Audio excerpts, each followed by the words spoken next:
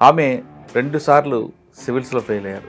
అయినా ఖచ్చితంగా తను అనుకుంది సాధించాలి అనే దృఢ సంకల్పంతో ఆల్ ఇండియాలో 50 ర్యాంక్ సాధించారు.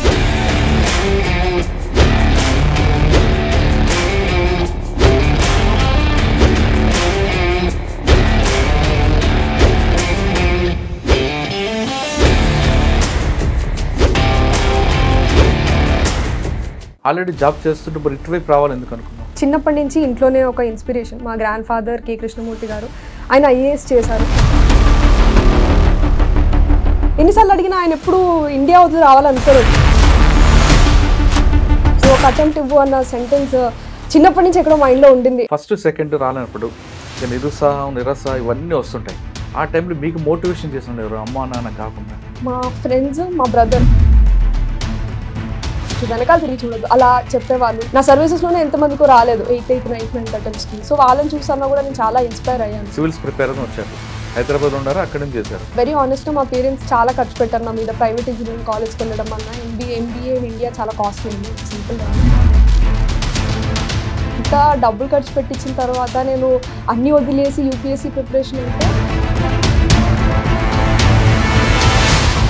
అప్పుడు ప్రిపరేషన్ స్టార్ట్ చేసాం. May 31, 2019. ఇప్పటికి 5 ఏళ్ళు అవుతుంది ప్రిపరేషన్ స్టార్ట్ చేసి. ఆడపిల్లల మధ్యలో మంత్లీ ఇష్యూస్ వస్తుంటాయి. అది ఒక దురాచారంగా చూస్తున్న సమాజం ఇప్పుడు మనం చూస్తున్నాం.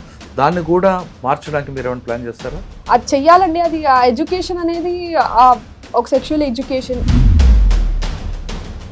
ఇంకా మైండ్ సెట్లో మార్పు ఎలా రావాలి? చాలా మంది చేస్తున్నారు, ఐఏఎస్ ఆఫీసర్స్ చాలా మంచి పనులు చేస్తున్నారు, ఎవ్రీడే న్యూస్ పేపర్లో చూస్తాం. కానీ దీన్ని ఎలా ఇంప్లిమెంట్ చేయాలన్నది కొంచెం చదవాలి. మీరు అనుకున్న గోల్ ప్రకారం తాతగారికి ఇచ్చిన మాట ప్రకారం ఉంటారా, లేదు సిస్టంలో మీరు కూడా పొల్యూట్ అవుతారు? నేను బయట చూసి వచ్చాను. నేను నా శాలరీ చెప్తున్నా 25 లక్షలు నేను జాయిన్ అయినప్పుడు. నేను ఇప్పుడు కొంటుంటే నాకు ఇంకా చాలా ఎక్కువ వచ్చేది. నాకు ఇవన్నీ కాదు, నేను మంచి పని చేయాలి, ఒక మాట అనుకుని వచ్చాను, మంచి పని చేయాలి.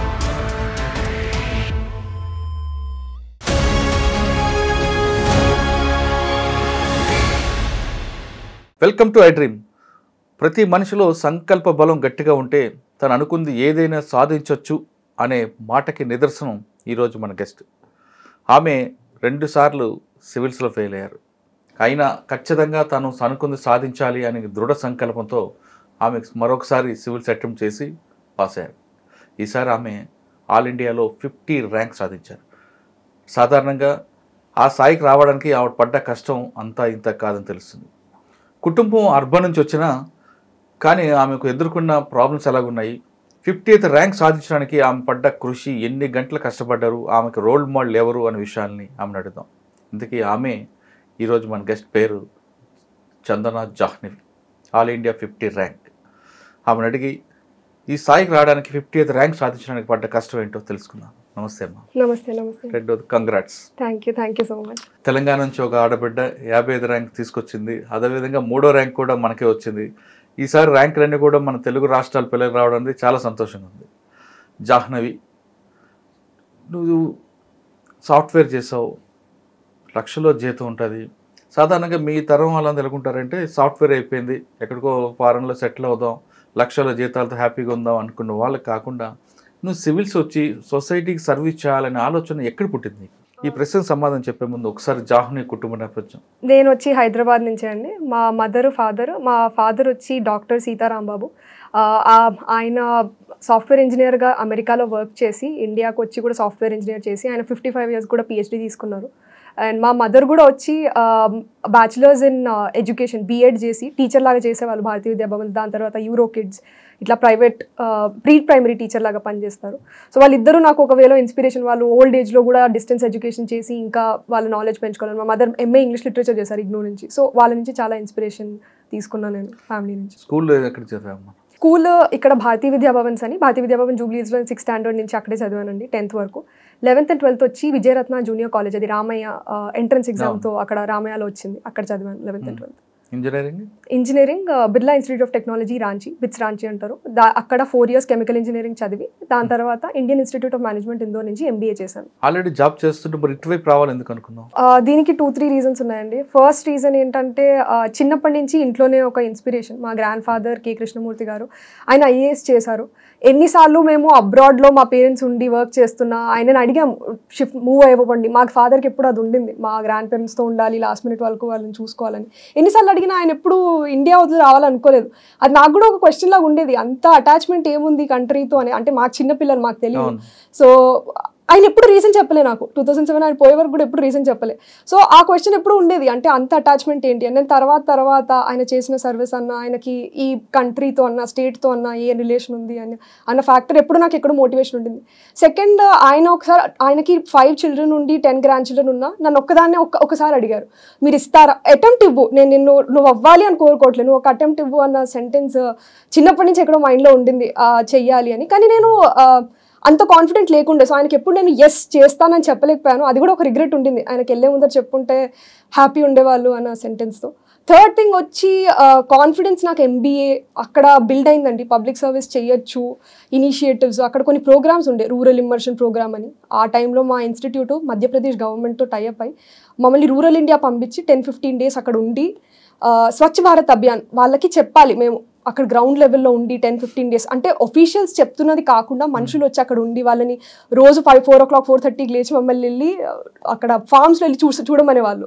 వాళ్ళకి ఇది పెద్ద డిసడ్వాంటేజ్ అవుతుంది, మీరు వెళ్ళి చూస్తే అది మార్పు వస్తుంది అని. సో అక్కడ అనిపించింది, అవును ఇలాంటివి చాలా చేయొచ్చు ఒక లెవెల్లో. ఇది ఇంకా IAS ఆఫీసర్ అయితే ఇంకా చాలా ఇనిషియేటివ్స్ నేను ఆలోచించగలుగుతాను అన్న దాంతో MBA తర్వాత అనుకున్న ప్రిపరేషన్ స్టార్ట్ చేద్దామని. మీరు వెళ్ళిన ప్రాంతంలో, గ్రామీణ ప్రాంతంలో ఎలాంటి సమస్యలు ఎదురయ్యాయి మీకు? అంటే స్వచ్ఛ భారత్ ఒకటే కాకుండా ఆర్థిక సమస్యలు అవ్వచ్చు, రకరకాలు ఎదురవుతుంటాయి. ఈ మూడిట్లో మీకు బాగా మీ మైండ్లో స్టిక్ అయిపోయింది, మీ మనసుకు నచ్చింది చెప్పండి.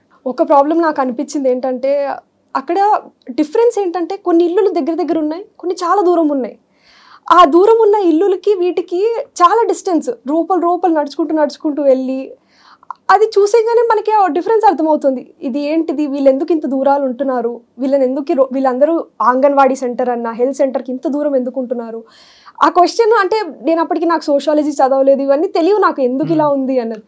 అది నేను ఇది బ్రహ్మఖేడా విలేజ్ అని ఉజ్జయిన్ డిస్ట్రిక్ట్ మధ్యప్రదేశ్లో అండి నేను ఉన్న విలేజ్.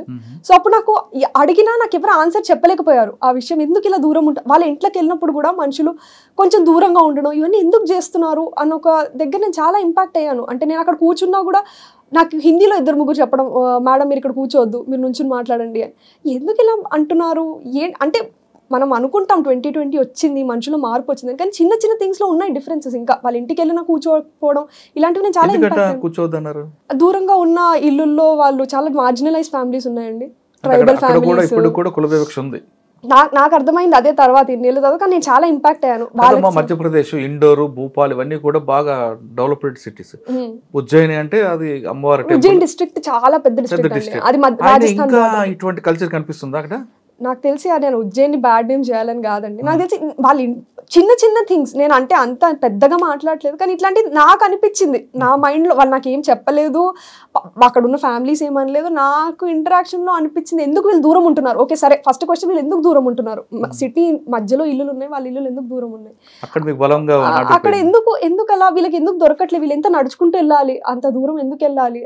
ఆ క్వశ్చన్ ఎక్కడో నాకు చాలా ఇంపాక్ట్ చేసింది. అంటే అక్కడ అది కాకుండా ఇది కాకుండా ఉమెన్ వాటర్ తీయడానికి ఎంత దూరం నడిచేవాళ్ళు. అక్కడ కూడా మేము ఎన్నిసార్లు అడిగినా మీరు ఎక్కడి నుంచి వాటర్ తెస్తారంటే ఒకటే సోర్స్, అది ఎక్కడో కార్నర్, పంచాయత్ సర్పంచ్ భవన్ ఎక్కడుందో అక్కడ ఉంది, అక్కడ వరకు నడుచుకుంటూ వెళ్ళి వాటర్ తీయడము, లైన్లో నుంచోవడం, ఇది కూడా నేను అనుకున్నా ఎందుకు అంటే. నేను మాట్లాడుతున్న 2019, ఇప్పుడు 5-6 ఏళ్ళు అయిపోయాయి, చాలా చేంజ్ అయ్యాయి, నేను హోప్ చేస్తున్నాను. బట్ ఆ చిన్న థింగ్స్ మనం చాలా చేయొచ్చు ఇంకా ఇలాంటి ఏరియాస్లో. ఇలాంటిది ఒక్క స్టేట్ కాదు, ఇండియా మొత్తము, అక్కడ కాశ్మీర్ నుంచి కన్యాకుమారి ఎన్ని విలేజెస్ ఇట్లాంటి ప్రాబ్లమ్స్ ఫేస్ చేస్తున్నాయన్న అర్థం చేసుకోవడమే నాకు అది చాలా డిఫరెంట్. దాని సొల్యూషన్ మీలాంటి వాళ్ళు వస్తే ఖచ్చితంగా, అంటే ఎక్కువ పెద్ద లెవెల్లో, ఇప్పుడు నేను ఆ విలేజ్ చిన్నగా నేను చేయగలుగుతాను, కానీ పెద్ద లెవెల్లో ఏమైనా తీసుకురావాలంటే ఒక ఇండియన్ అడ్మినిస్ట్రేటివ్ సర్వీస్ అన్న వీటిల్లో కొంచెం పాలసీ లెవెల్లో ఆలోచించి ఇలాంటివి ఒక ఫాస్ట్ ట్రాక్ లో చేంజ్ చేయొచ్చు అని నేను బిలీవ్ చేస్తానండి.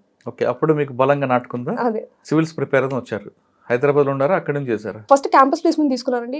వెరీ ఆనెస్ట్, మా పేరెంట్స్ చాలా ఖర్చు పెట్టారు నా మీద. ప్రైవేట్ ఇంజనీరింగ్ కాలేజ్కి వెళ్ళడం అన్నా, ఎంబీఏ ఇన్ ఇండియా చాలా కాస్ట్లీ అండి, అంత సింపుల్ కాదు. సో ఇన్ని లక్షలు ఖర్చు పెట్టాక నాకే మోరల్లీ అనిపించింది, ఇలా నేను ఇంత డబ్బులు ఖర్చు పెట్టించిన తర్వాత నేను అన్ని వదిలేసి యూపీఎస్సీ ప్రిపరేషన్ అంటే నాకే ఎక్కడో మోరల్లీ రెస్పాన్సిబుల్. ఇంకా సరే జాబ్ చేస్తూ చేద్దాం, ఒక బ్యాకప్ ఉంటుంది అని జాబ్ తీసుకున్నా. సాఫ్ట్వేర్ కాదండి, అది మేనేజ్మెంట్, Big 4 అని, డెలాయిట్ ఫర్మ్. సో అది ఆడిట్, టాక్సేషన్, కన్సల్టింగ్ కన్సల్టెన్సీ గవర్నమెంట్కి ఇలాంటివన్నీ ఇస్తుంది. సో అలాంటి దాంట్లో వర్క్ చేశాను 14 months. అప్పుడు ప్రిపరేషన్ స్టార్ట్ చేశాను May 31st, 2019. ఇప్పటికి 5 ఏళ్ళు అవుతుంది ప్రిపరేషన్ స్టార్ట్ చేసి. సో అక్కడ స్టార్ట్ చేశాను ప్రిపరేషన్ అనేది. ఆప్షన్ తీసుకున్నారు? సోషాలజీ తీసుకున్నాను. ఎందుకు 40 గ్రూపులు ఉంటుండే ఇది ఎందుకు తీసుకున్నారు సోషాలజీ? అదే అండి, నేను మీకు రీజన్ చెప్పాను కదా, అది నేను చాలా మంది అడిగా ఇలాంటి క్వశ్చన్, నాకు ఆన్సర్ చెప్పండి ఎందుకు అవుతుంది ఇది అసలు. అంటే చాలా ఆ క్వశ్చన్కి అది అక్కడ ఉంటే ఆ ఎక్స్పీరియన్స్ లో అర్థమవుతుంది ఎందుకు ఈ డిఫరెన్స్ ఉంది అన్నది. సో వాళ్ళు అన్నారు నువ్వు సోషాలజీ తీసుకో, నీకు అనుకుంటున్న ఫ్యాక్టర్తో నీకు బాగా అండర్స్టాండ్ అవుతుంది అని. సో అక్కడ ఆ ఫ్యాక్టర్తో, అది కాకుండా కూడా నేను చాలా మంది టాపర్స్ అప్పటికి చూశాను. సో సోషాలజీ నుంచి ఆయు సృష్టి జైన్ దేశ్ముఖ్ మా ముందర ఇయర్ సో top 5, top 4 లో కొడుతున్నారు సోషాలజీ. మధ్యలో కొంతకాలం పబ్లిక్ అడ్మినిస్ట్రేషన్ కూడా వచ్చింది కదా, హిస్టరీ కూడా వచ్చింది కదా, మరి రెండు పక్కన పెట్టి ఇదే పెట్టుకున్నారా? అంటే మీకు కావాల్సిన సబ్జెక్ట్ నాలెడ్జ్ వస్తుందనా? అలా కూడా కాదండి, నేను జాబ్ చేస్తూ చేశాను. సో నాకు ఏమనిపించింది అంటే ఒక సిలబస్ నాకు ఇంట్రెస్ట్ ఉన్నది. పబ్లిక్ అడ్మినిస్ట్రేషన్ చాలా వాస్ట్ సబ్జెక్ట్ అండి, అది జాబ్ చేస్తూ చేయడము అనేది కొంచెం కష్టము. అది దానికి 3-4 ఏళ్ళు మనుషులు ఎఫర్ట్ పెట్టి మాస్టర్స్ చేస్తారు. హిస్టరీ కూడా అలాంటిదే అండి, కొంచెం స్ట్రాంగ్ ఇంట్రెస్ట్ ఉండాలి. నాకు జనరలిస్ట్ ఇంట్రెస్ట్ ఉంది హిస్టరీలో, కానీ ఆ లెవెల్లో డెప్త్లోకి వెళ్ళి చదివే ఇంట్రెస్ట్ లేకుండా. సో నాకు సోషాలజీలో ఉండింది అది. సో నేను అందుకే తీసుకున్నాను సోషాలజీ. తీసుకున్నారు, స్టార్ట్ చేశారు. ఫస్ట్ అటెంప్ట్ లో రాలేదు. ఫస్ట్ అటెంప్ట్ లో కూడా వచ్చిందండి నాకు. 3 attempts లో వచ్చాయి సర్వీసెస్. అంటే అనుకున్న ఐఏఎస్ రాలేదు, ఆవేలో ఫెయిల్ అయ్యాను కానీ బట్ 3 attempts నాకు సర్వీసెస్ వచ్చాయి. 3 attempt లో కూడా 3 attempts లో సర్వీసెస్ వచ్చాయి. సోషాలజీ 3 attempts సోషాలజీ, 3 attempts లో ఒక డిఫరెంట్ సర్వీస్ వచ్చింది. ఇండియన్ కార్పొరేట్ లా సర్వీస్ వచ్చింది. Second Indian revenue service income tax. Third IAS వస్తుంది అంటే ఐఏఎస్ కోసం మీరు 2 attempt మొదలుకున్నారు. అంటే రాసి వాటిలో ట్రైనింగ్ కూడా చేశాను నేను. ట్రైనింగ్ చేసి మూవ్ అయ్యి ఇప్పుడు ఐఏఎస్ వస్తుంది అంటున్నాను నేను. ఇంకా అవ్వలేదండి, అది రావాలి.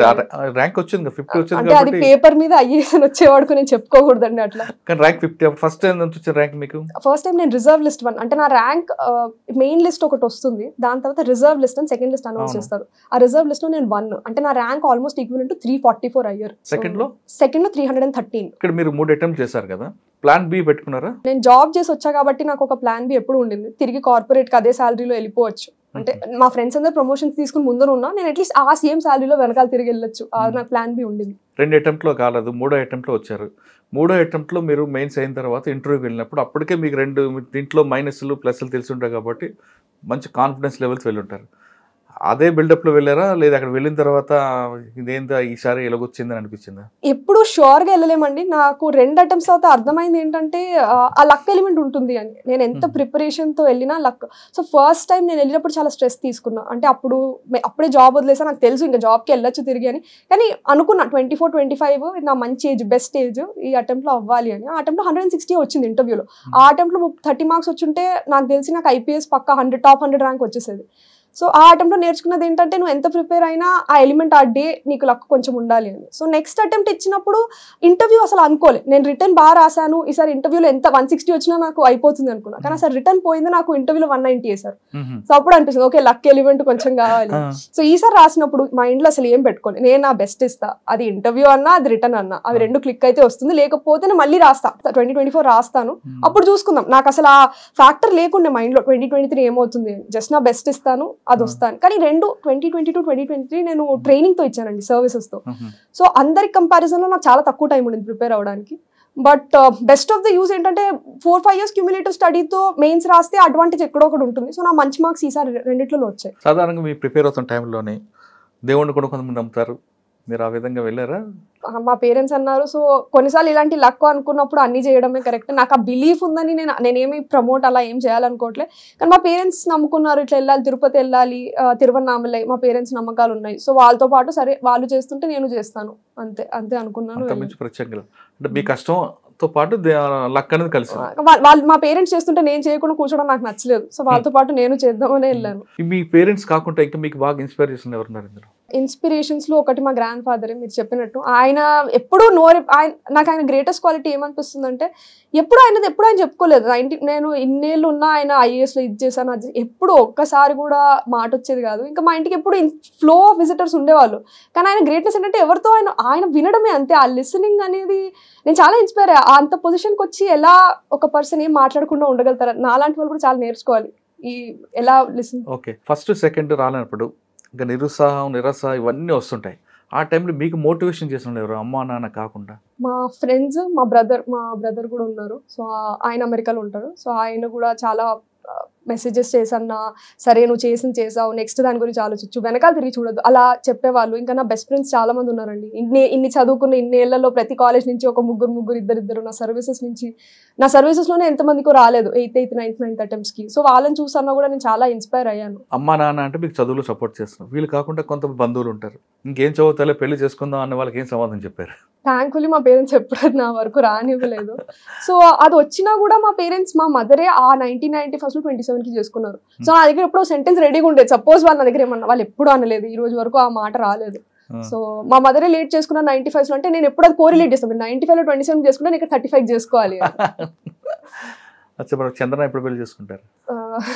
ఇవన్నీ ఇప్పుడు ఆలోచించలేదండి. ఇన్ని రోజులు ఎగ్జామ్ గురించి నేను మొన్న లాస్ట్ ట్యూస్డే వరకు కూడా నెక్స్ట్ అటెంప్ట్కి ఎలా చదువుకోవాలని ఆలోచించా. 50 చూసిన తర్వాత కూడా నాకు అది మైండ్లో సెట్ కాలే, ఇంకోసారి రాయట్లేదు నేను. సరే, ఇప్పుడు మీరు కలెక్టర్ అనుకుందాం, మీ గోల్ ఉంటుంది, మీరు ఆల్రెడీ రూరల్ ప్రాంతం చూశారు.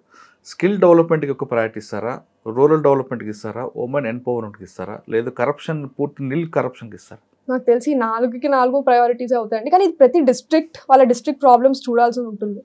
సో కొన్ని డిస్ట్రిక్ట్స్లో మనం ఉమెన్ ఎంపవర్మెంట్ చాలా ఇంపార్టెంట్ అవుతుంది. ఆ డిస్ట్రిక్ట్స్లో టోటల్ ఫర్టిలిటీ రేట్ అన్నా కానివ్వండి, లేకపోతే వాళ్ళ ఎడ్యుకేషన్ లెవెల్స్, లేకపోతే వాళ్ళకి హెల్త్కి యాక్సెస్ ఎలా ఉంది, ప్రెగ్నెన్సీ వాళ్ళు హాస్పిటల్స్కి వస్తున్నారా రెగ్యులర్ చెకప్స్కి, ఇలాంటివన్నీ చూసి ఉమెన్ ఎంపవర్మెంట్ కొన్ని డిస్ట్రిక్ట్స్లో ఇది ఇంపార్టెంట్ అవుతుంది. And skill development in general చాలా big broad thing. Education, skill development రెండు చాలా స్ట్రాంగ్గా ఫోకస్ చేయాలి. రూరల్ డెవలప్మెంట్ అనేది ఓవరాల్ ఇవన్నీ ఎడ్యుకేషన్, స్కిల్ డెవలప్మెంట్ ఇవన్నీ కలిపి వస్తే రూరల్ డెవలప్మెంట్ బాగా అవుతుంది. సో నా ఫోకస్ అన్నిట్ల మీద ఉంటుంది, కానీ స్పెషల్ ఫోకస్ నా ఒపీనియన్లో ఉమెన్ ఎంపవర్మెంట్, స్కిల్ డెవలప్మెంట్, ఈ రెండు నాకు ఫోకస్ ఏరియాస్ ఉండాలని నేను అనుకుంటాను. ఇది కాకుండా ఇప్పుడు కేరళ లాంటి స్టేట్ ఎగ్జాంపుల్ తీసుకొని 100% అమ్మాయిలందరూ కూడా చదువుకోవాలి, జీరో ఎడ్యుకేట్ చేయాలి అనేది కంకణం కట్టుకుంటారా మీరు? చాలా మంచి మోడల్ అసలు చదవడానికి. ఎలా వాళ్ళు ఒక్క రోజులో చేయలేదు, ఓవర్ 30, 40, 50 years. అది మీలతో స్టార్ట్ చేస్తే ఎప్పటికైనా అది కరెక్ట్. అది నాకు తెలిసి నేను ఇప్పుడు ట్రైనింగ్ చేసి అర్థం చేసుకుని గ్రౌండ్ లెవెల్ నిటిగ్రిటీస్ ఎంత డిఫరెంట్ ఉంటాయి, మన ఓన్ దాంట్లో ఎట్లా మనం బిల్డ్ చేయొచ్చు ఇలాంటివి అనేది నేను చూద్దాం అనుకుంటున్నాను. చందన గారికి ఒక గోల్ ఉంది, ఏదో ఒక రంగంలో మీరు ఇక్కడ పనిచేసి వచ్చిన తర్వాత మీ మార్కెట్ కనపడాలంటే మీ దగ్గర ఉన్న సార్, నాది ఫస్ట్ థింగ్, నా పేరుతో ఏ మార్క్ నాకు వద్దండి. అది సస్టైనబుల్ ఉండాలంటే నా పేరుతో రాకూడదు, అది ఆ డిస్ట్రిక్ట్ వాళ్ళ పేరుతో రావాలి. అది నేను వెళ్ళిన తర్వాత కూడా టీం వర్క్ తో అంతే, ఆ టీం పేరుతో, అది ఆ డిస్ట్రిక్ట్ పేరుతో, ఇంకెవ్వరు మా పేర్లు ఎవరు రావద్దు, ఆ టీం పేరు ఉంటే చాలది. అది అట్లా కంటిన్యూ అవ్వాలని నేనేమనుకుంటా అంటే గర్ల్ చైల్డ్ ఎడ్యుకేషన్, ఇది నా ఒపీనియన్ లో చాలా మంచి, చాలా స్ట్రాంగ్ గా ఉండాలి, ముందరికి వెళ్ళాలి. ఇది కాకుండా మీరు మధ్యప్రదేశ్ చూసిన సంఘటనలు అక్కడక్కడ ఎదురయ్యాయి అనుకోండి, దాన్ని ఎలా మీరు షార్ట్అవుట్ చేస్తారు? ఒక రోజు 2 రోజులు కాదు, కొన్ని తరాలుగా నడుస్తుంది. దాన్ని తీయాలంటే రూట్స్ వెళ్ళాల్సి వస్తుంది, ఎడ్యుకేటెడ్ చేయాల్సి వస్తుంది. ఇవన్నిటి కూడా మీ దగ్గర ప్లాన్ ఉందా? అంటే వీటికి చిన్న first short term goals, middle term goals, long term goals అలా చేసుకోవాలి. షార్ట్ టర్మ్ గోల్స్ ఏంటంటే, నేను చూసిన కొంతమంది ఐఏఎస్ ఆఫీసర్స్ ఇలాంటి వాటికి చేయడానికి వాళ్ళ ఇంట్లోకి వెళ్ళి అక్కడే తినేసి వచ్చి అక్కడ పని చేస్తున్న ఆఫీసర్స్కి అనిపించాలి, ఓకే పెద్ద ఆఫీసరే వెళ్ళి ఇలా చేస్తున్నారు, వాళ్ళు ఇలా నిలబడుతున్నారు, మనం ఎందుకు చేయలేము, అందరం కరెక్ట్ ఒకటే కదా అని. సెకండ్ థింగ్, ఇప్పుడు చాలా మంది ఏం చేస్తున్నారు, ట్రాన్స్పోర్ట్ అన్న, సైకిల్స్ ప్రొవైడ్ చేయడం అన్న. ఛత్తీస్గఢ్ లాంటి స్టేట్స్ లో ఇలా కార్నర్ హౌస్ సైకిల్స్ ఇస్తున్నారు. అమ్మాయిలకి చాలా ఇంపార్టెంట్ అవుతున్న కొద్ది. ఇలా కాకుండా వాళ్ళకి స్పెషల్ యాక్సెస్, ఇప్పుడు అన్ని ఇక్కడ రిసోర్సెస్ ఉంటే మనం ఒక శాటిలైట్ సెంటర్ లాగా అక్కడ ఓపెన్ చేయడం, హెల్త్ కేర్ సెంటర్ అన్న అలా. సో 2 ప్లేసులు వీళ్ళు ట్రావెల్ చేయక్కర్లే అంత, వాటర్ కూడా అక్కడ పెడితే ఇక్కడ కూడా. సో ఇలా ఒక డెవలప్ చేసి, ఇంకోటి కనెక్టివిటీ, ఇదంతా ఏరియా ఫుల్ కనెక్టివిటీ, మధ్యలో ఏం లేదనుకోండి, అక్కడ ఎక్కువ మందిని పాపులేట్ చేయడం అన్నా, లేకపోతే గవర్నమెంట్ ఏమన్నా ఒక పార్క్ లాగా క్రియేట్ చేయడం అన్న, కామన్ పూల్స్ రిసోర్సెస్ లాగా ఇలాంటివి కొన్ని చేసి వాళ్ళని ఇది కంబైన్ చేసేయాలి. అది ఆ హోల్ లాగా చేసిన తర్వాత అది మిడిల్ టర్మ్ గోల్ ఉంటుంది. లాంగ్ టర్మ్ గోల్ ఎడ్యుకేషన్, మీరు చెప్పినట్టు స్కూల్లో ఒక చైల్డ్ వెళ్ళిన తర్వాత పేర్లో సర్నేము ఇలాంటివన్నీ కాకుండా, నేను చాలా మందిని చూస్తున్నా ఈ మధ్య, జస్ట్ ఒక నేను ప్రజ్ఞ అంతే, సపోజ్ ఒక ఎగ్జాంపుల్ ఇస్తున్నా, అలాంటి పేర్లు చాలా రావాలి. అంటే ఇప్పుడు ఆ సర్నేమ్ తో చెప్పకూడదు. అంటే నా ఒపీనియన్ లో అది ఫస్ట్ ఆ చైల్డ్ కి పడిపోయే ఫస్ట్ సీడ్ అక్కడ ఉంటుందని అనుకుంటా. మేము స్కూల్కి వెళ్ళినప్పుడు మేము మా మదర్ ఫాదర్ ని అడిగేవాళ్ళం, మాది చెప్పండి మాకు ఎందుకు లేదు అని. మా పేరెంట్స్ ఫస్ట్ నుంచి నమ్మారు, వాళ్ళకి లేవు ఇలాంటివి. సో అది ఇంపార్టెంట్. ఒక ఆల్ఫాబెట్ మీరు పెట్టుకోండి, కానీ ఇంకెవరికి తెలియక్కర్లే ఏంటి అని. అది నేను చాలా స్ట్రాంగ్ గా బిలీవ్ చేస్తున్నాను. స్కూల్ సిస్టమ్ లో నేను ప్రమోట్ చేయాలి అంటే అది ఫస్ట్ నా చైల్డ్ తో నేను చేయాలనుకుంటా. వాళ్ళకి ఒక పేరు పెట్టి అంతే, ఆ ముందర లేదు వెనకాల లేదు. ఇది కాకుండా చైల్డ్ ఉమెన్ అన్నారు కాబట్టి ఆడపిల్లల మధ్యలో మంత్లీ ఇష్యూస్ వస్తుంటాయి, అది ఒక దురాచారంగా చూస్తున్న సమాజం ఇప్పుడు మనం చూస్తున్నాం. దాన్ని కూడా మార్చడానికి మీరు ఏమైనా ప్లాన్ చేస్తారా? దీని గురించి చాలా నడుస్తున్నాయండి. లీవ్స్ అంటున్నారు కొన్ని ప్లేసుల్లో, లేకపోతే ఎడ్యుకేషన్, వాళ్ళకి ఫస్ట్ శానిటరీ ప్యాడ్స్ దొరకాలి ఇలాంటివి.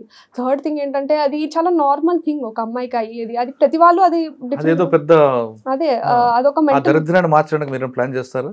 అది చెయ్యాలండి. అది ఆ ఎడ్యుకేషన్ అనేది ఒక సెక్షువల్ ఎడ్యుకేషన్ ఇది చాలా normal process of a women. ఆమెకి పెయిన్ ఉంటే మనము ఎలా స్కూల్లోనే డీల్ చేయగలగాలి, లేకపోతే తనకి శానిటరీ ప్యాడ్స్ అన్నా, మంచి వాష్రూమ్స్ అన్నా ఎలా ఉండాలి, ఇంకా మైండ్ సెట్ లో మార్పు ఎలా రావాలి అన్నది ఇంపార్టెంట్. మైండ్ సెట్ మారాలి. అదే అంటే ఉంది నాకు, కానీ దాని కూడా నేను చాలా చదవాలండి. చాలా మంది చేస్తున్నారు, ఐఏఎస్ ఆఫీసర్స్ చాలా మంచి పనులు చేస్తున్నారు, ఎవ్రీడే న్యూస్ పేపర్ లో చూస్తాం, కానీ దీన్ని ఎలా ఇంప్లిమెంట్ చేయాలన్నది కొంచెం చదవాలి. చైల్డ్ ఉమెన్ గురించి చెప్పారు.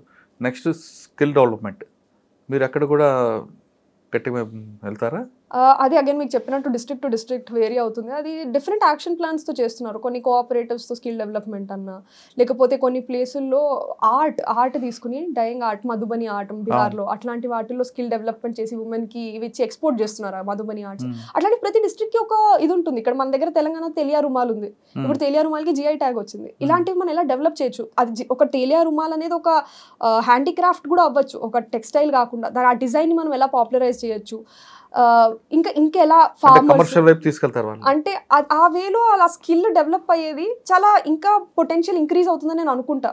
ఎక్స్పోర్ట్ అనే మార్కెట్ వచ్చినా, లేకపోతే ఇక్కడ one district one product malls లాగా వస్తున్నాయి, యూనిటీ మాల్స్ అని అంటున్నారు. అలాంటివి చాలా ఇంపార్టెంట్. మా ప్రోడక్ట్ ఇది అవ్వాలి, దాంతో ఆ ఆర్ట్ కూడా at the same time save అవుతుంది, ఇంకా మనుషులకి లైవ్లీహుడ్ కూడా పెరుగుతుంది. And most of them are marginalize communities అనమాట. అంటే ఉమెన్ ఎంపవర్మెంట్ కి మీరు ఎక్కువగా ఉమెన్ ఎంపవర్మెంట్ అని కాదు, మార్జినలైజ్ కమ్యూనిటీస్ కూడా చాలా మంది ఉన్నారు ఇలా. సో ఉమెన్ ఎంపవర్మెంట్ దాంట్లో చాలా బిగ్ పార్ట్ ఆఫ్ ఇట్. కానీ ఆ ఆర్ట్ అన్నీ కలిపి వచ్చినవైతే సస్టైనబుల్ గా అన్ని ఒకసారి మనం ట్యాకిల్ చేస్తున్న వాళ్ళం అవుతాం. అంటే మీరు కలెక్టర్ గా ఉన్నప్పుడు అందరినీ ఒకేలా చూడాలి కదా, ఒక ఉమెన్ చూపిస్తే మెన్. మీరు చెప్తుంది కరెక్ట్, ఈక్వాలిటీ అనేది ఒక ప్రిన్సిపల్. కానీ ఇక్కడ పాయింట్ ఏంటంటే ఇండికేటర్స్లో చూడండి, ఎడ్యుకేషన్ ఇండికేటర్స్ అన్నా, లేకపోతే టోటల్ ఫర్టిలిటీ రేట్ అన్నది కానీ, వాళ్ళకి డ్యూటీ ఆఫ్ చిల్డ్రన్ని టేక్ కేర్ చేయడం, ఎల్డర్లీ టేక్ కేర్ చేయడం, ఇట్లాంటివి at the point of time men women together చేయగలగాలి. మీరు చెప్తున్నది కరెక్టే, men women equal at any point of time. కానీ ఫోకస్ ఎందుకంటే వాళ్ళు కొన్ని ఏళ్ళగా కొన్ని థింగ్స్ చేంజ్ అవ్వలేదు, అవి చేంజ్ అయ్యి ఈక్విటబిలిటీ వచ్చి వాళ్ళిద్దరూ రెస్పాన్సిబిలిటీస్. ఇప్పుడు చాలా మంది మెన్ ఉమెన్ కలిపి ఇద్దరు ఇంట్లో చేసుకుంటున్నారు, ఫుడ్ అన్నా అన్ని. అలాంటిది అవ్వాలని నేను అనుకుంటున్నాను. మీరు ఫారెన్లో చూసారు, అక్కడ ఒక కల్చర్ ఉంటుంది, ఇక్కడ ఒక కల్చర్ కనిపిస్తుంటుంది. ఆ కల్చర్ని ఇక్కడ ఇంప్లిమెంట్ చేద్దాం అనుకుంటున్నారు ఏమైనా, ఎక్స్పోర్ట్ చేసే ఐడియాస్ని? చూడండి, గుడ్ బ్యాడ్ ఉంటాయి. సో కొన్ని గుడ్ తీసుకోవచ్చు. నేను వాళ్ళు ఏమి ఇంపోర్ట్ చేయాలని ఏమి అనుకోవట్లేదు. మన సొసైటీ గ్రాడ్యువల్గానే పిక్ చేస్తుంది, నేనేమి ఇంపోర్ట్ చేయాలనుకోవట్లేదు. కానీ సర్టన్ థింగ్స్ వాటిలో గుడ్ ఉన్నాయి. ఆ బ్యాడ్ తీసుకోకుండా గుడ్ మనం ఏముందంటే మనకి వాళ్ళకి కల్చర్లో వాళ్ళది బ్యాడ్ ఏంటి, వాళ్ళ గుడ్ ఏంటి? నా ఒపీనియన్లో వాళ్ళ బ్యాడ్ ఏంటంటే ఒక లెవెల్ ఆఫ్ హోమోజనైజేషన్. అంటే వాళ్ళ ఒకటే లాంగ్వేజ్ ఇంగ్లీష్. ఇప్పుడు ఆ ఇంగ్లీష్ అనేది అన్ని ప్లేసుల్లో ఉంది. అది గుడ్, కొంతమంది గుడ్ లాగా చూడొచ్చు, మన కల్చర్ పోకూడదు అట్ ద సేమ్ టైం. అదొక వేలో బ్యాడ్. సెకండ్ థింగ్, వాళ్ళ దగ్గర కూడా ప్రాబ్లమ్స్ ఉన్నాయి. ఇప్పుడు మన అమెరికా లాంటి కంట్రీస్ చూస్తే గన్ వైలెన్స్ ఉంది, ఇవన్నీ ఉన్నాయి. సో వాళ్ళ దగ్గర ఉన్న ఇన్హరెంట్ ప్రాబ్లమ్స్ వాళ్ళ దగ్గర ఉన్నాయి. రేస్ డిస్క్రిమినేషన్ అంటారు, వాళ్ళ దగ్గర బ్యాడ్ ప్రాబ్లమ్స్ ఉన్నాయి. గుడ్ ప్రాబ్లమ్స్ వచ్చి వాళ్ళు ఒక వేలో ఈక్విటబుల్ ఎడ్యుకేషన్ చేయగలిగారు. 100% లిటరసీకి యాక్సెసిబుల్ అఫోర్డబుల్ ఎడ్యుకేషన్ చేయగలిగారు. At least first to 10th standard. Universities వాళ్ళకు కూడా చాలా కాస్ట్లీ, కానీ అట్లీస్ట్ ఆ 10th వరకు అందరికీ, హోమ్లెస్ చిల్డ్రన్కి కూడా దొరుకుతాయి, నార్మల్ చిల్డ్రన్కి కూడా దొరుకుతాయి. అలానే హెల్త్, కొన్ని కంట్రీస్ యూకే లాంటివి ఫుల్ హెల్త్ ఇన్సూరెన్స్ ఉన్న సిస్టమ్స్ ఉన్నాయి, ఎవరికైనా యాక్సెస్ ఉంటుంది వెళ్ళడానికి. సో ఇలాంటివి. లేదా స్కిల్ డెవలప్మెంట్, యాక్సెస్ చాలా ఈజీ. ఇప్పుడు ఏదైనా స్కిల్ నేర్చుకోవాలనుకుంటే వాళ్ళు ఇమీడియట్గా నేర్చుకోగలుగుతారు, యాక్సెస్ ఆన్లైన్ రిసోర్సెస్ అన్నా ఏదన్నా. సో ఇలాంటివి కొన్ని మనం తీసుకురావాలి మన కంట్రీలో కూడా. ఇవన్నీ చేస్తుంటారు. ఒక స్టేజ్కి వచ్చిన తర్వాత చాలామంది ఒక మంచి జిల్తో దిగుతారు. చూసిన తర్వాత ఆ సిస్టంలో అలవాటు పడిపోయి వాళ్ళు కూడా రాంగ్ రూట్లో వెళ్ళాలని ప్రయత్నం చేస్తుంటారు. అటువంటి సిచ్యువేషన్ మీకు ఎదురుపడినప్పుడు మీరు అనుకున్న గోల్ ప్రకారం, తాతగారికి ఇచ్చిన మాట ప్రకారం ఉంటారా, లేదు సిస్టంలో మీరు కూడా కొల్యూట్ అవుతారా? నేను అనుకుని వచ్చే మాట వచ్చిందండి. ఆ మాట జస్టిస్ చేయాలనే మాటే నాకు బ్రెయిన్లో ఎప్పుడూ ఉంటుంది. నాకు ఈ కొల్యూషన్ ఇవన్నీ చూడండి, పాయింట్ నా ఎక్స్పీరియన్స్తో నేను మాట్లాడుతున్నా. నేను బయట చూసి వచ్చాను. నేను నా శాలరీ చెప్తున్నాను 25 లక్షలు నేను జాయిన్ అయినప్పుడు. నేను ఇప్పుడు కొంటుంటే నాకు ఇంకా చాలా ఎక్కువ వచ్చేది. సో అంత చూసి వచ్చిన దాన్ని నాకు తెలుసు. నేను ఇప్పటికైనా కార్పొరేట్కి వెళ్ళిపోయి నేను ఆ MBA పట్టుకుని చేసిన, ఇప్పటి నుంచి 25 lakhs ఇస్తే నాకు అప్పటికే మంచి డబ్బులు వస్తాయి. సో నాకు అది డబ్బులు అన్న పాయింట్ కోసం కాదు, మీ పని చేస్తున్నప్పుడు సిస్టంలో ఏమైనా ప్రాబ్లం వస్తే చెట్ ఈ సిస్టమ్ మారదు అని మళ్ళీ వెనక్కి వెళ్తారా, లేదు సిస్టంలో చేంజ్ కోసం మీరు కష్టపడతారా? చేంజ్ కోసం కష్టపడ్డమే అండి. మీకు నేను చెప్తున్న పాయింట్ అదే. నేను చూసి వచ్చాను, నాకు ఇవన్నీ కాదు, నేను మంచి పని చేయాలి, ఒక మాట అనుకుని వచ్చాను, మంచి పని చేయాలి, దాని మీదే ఉంటాను. అది టైం పడుతుంది. అంటే ఒక్క రోజులో నేను అనుకున్నట్టు అవ్వదు. నా ముందర కూడా చాలా మంది హార్డ్ వర్కింగ్ సివిల్ సర్వెంట్స్ వచ్చారు, వాళ్ళ నుంచి నేను చాలా లెసన్స్ తీసుకుని ముందరికి వెళ్తాను. కానీ కరప్షన్ అనేది మన ఇండియాలో ఇన్బిల్ట్ అయి ఉంది కదమ్మా, మరి ఎలా చేస్తాము? నా ఒపీనియన్లో చాలా చేంజ్ అయిందండి. కరప్షన్ అనేది చాలా చేంజ్ అయిందని నేను నమ్ముతాను. అంటే మన దగ్గర కరప్షన్ అంటే పట్టించుకోరు కదా. అవును వాడు తిన్నాడు అనే భావం తప్ప మీరు మిగతా కంట్రీ లాగా దాన్ని సీరియస్గా తీసుకోరు కదా. నా ఒపీనియన్ మైండ్ సెట్ చాలా చేంజ్ అవుతుందండి. ఎప్పుడైతే సిటిజన్స్కి అవేర్నెస్ వచ్చిందో, ఎప్పుడైతే ఫోన్స్ వచ్చాయో, సోషల్ మీడియా వచ్చిందో, నాకు తెలిసి చాలా చేంజ్ అవుతుంది. ఇంకా నెక్స్ట్ 5-6 years కూడా మీరు ర్యాపిడ్ చేంజ్ చూస్తారు. మనుషులంతా అకౌంటబుల్ అవుతారు. ఇప్పుడు నేను చేస్తున్న తప్పు ఉంది, మనుషులు చూసారంటే ఏంటి అన్నది వస్తుంది. సో నేను నమ్ముతా చాలా చేంజ్ వస్తుంది ఆ మ్యాటర్లో. అంటే మీకు ఆ కాన్ఫిడెన్స్ ఉందండి? నాకు ఆ కాన్ఫిడెన్స్ ఉందండి. రైట్, వెరీ గుడ్, అలాగే ఉండాలి. అయితే ఉమెన్ గురించి తీసుకుందాం. చాలామంది సూసైడ్ చేసుకుంటారు.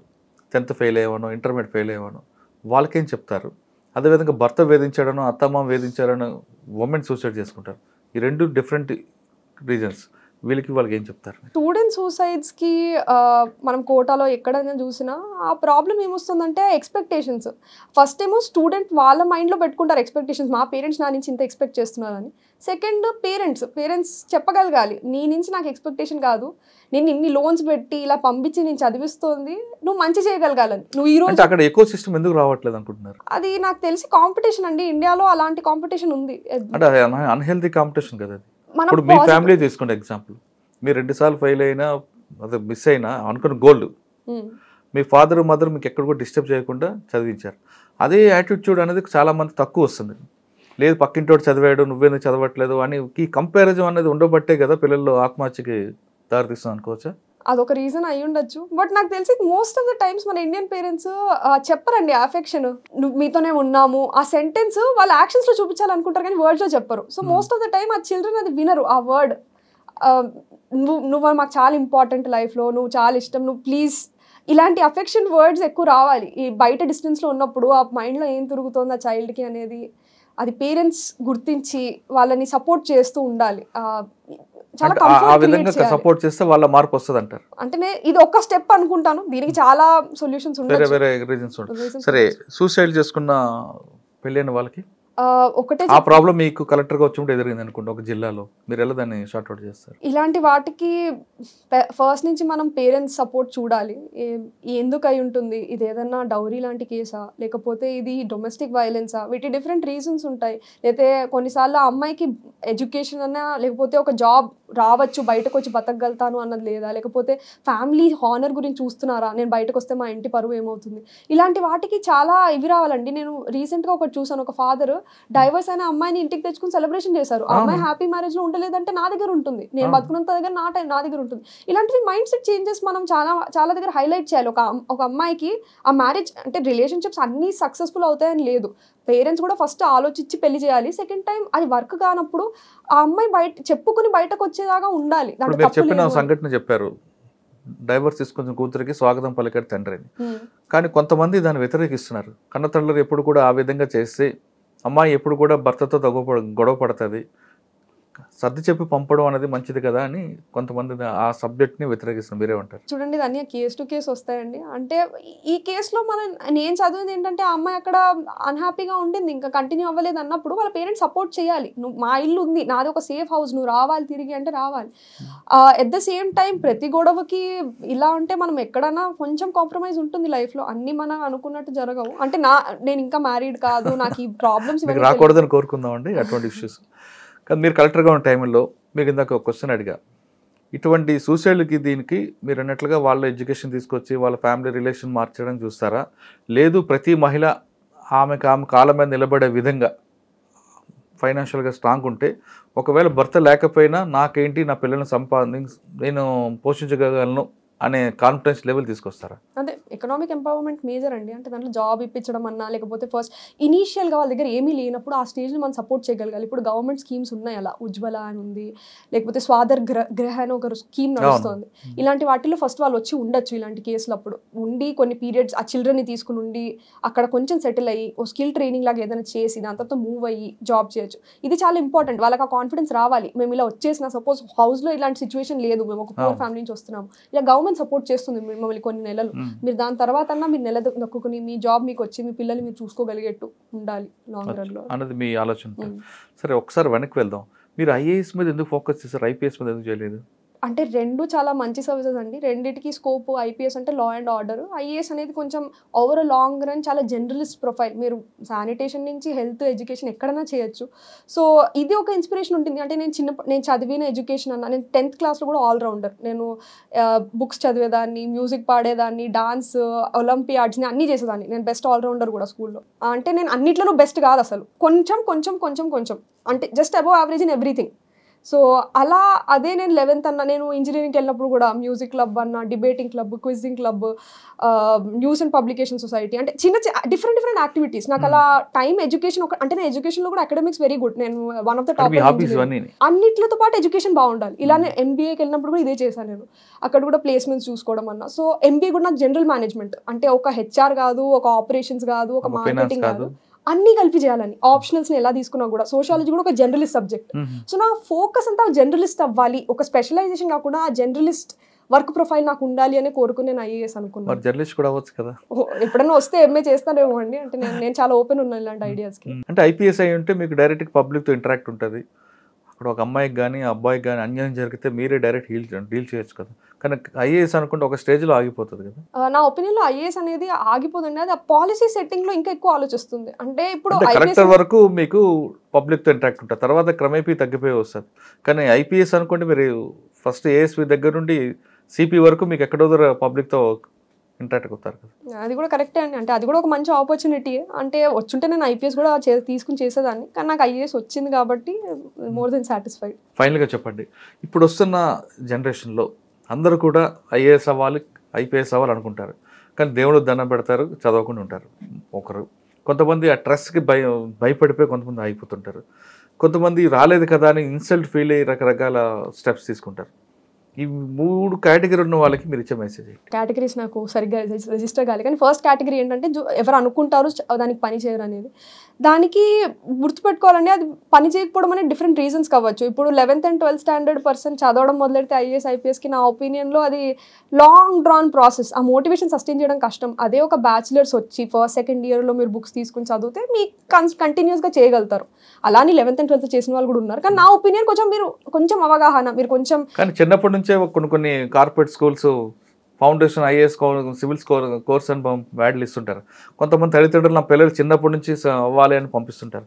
వాళ్ళకి మీరు ఏం చెప్తారు మరి? నా ఒపీనియన్ వద్దండి అట్లాంటివి. చిన్నపిల్లలు వాళ్ళు ఎంజాయ్ చేయాలి. ఒక ఎడ్యుకేషన్ అనేది ఒక బుక్స్ చదువుతుంటే రాదు, అది 10 మందితో మాట్లాడి, 10 ఫ్రెండ్స్ ఉండి, డిఫరెంట్ యాక్టివిటీస్ చేసి, వీటితో వచ్చే ఎడ్యుకేషన్ అది మనం బుక్స్తో ఎప్పుడూ ఇది చేసుకోలేము.